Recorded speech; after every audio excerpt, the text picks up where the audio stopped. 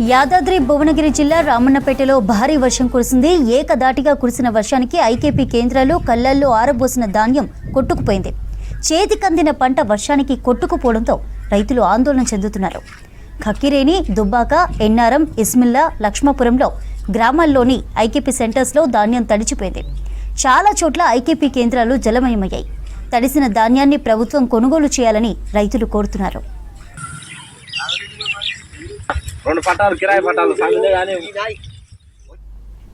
యాదాద్రి భువనగిరి జిల్లా రామన్నపేటలో భారీ వర్షం కురిసింది. ఏకదాటిగా కురిసిన వర్షానికి ఐకేపీ కేంద్రాలు కళ్లల్లో ఆరబోసిన ధాన్యం కొట్టుకుపోయింది. చేతికందిన పంట వర్షానికి కొట్టుకుపోవడంతో రైతులు ఆందోళన చెందుతున్నారు. ఖక్కిరేని, దుబ్బాక, ఎన్నారం, ఇస్మిల్లా, లక్ష్మాపురం గ్రామాల్లోని ఐకేపీ సెంటర్స్లో ధాన్యం తడిసి ముద్దైంది. చాలా చోట్ల ఐకేపీ కేంద్రాలు జలమయమయ్యాయి.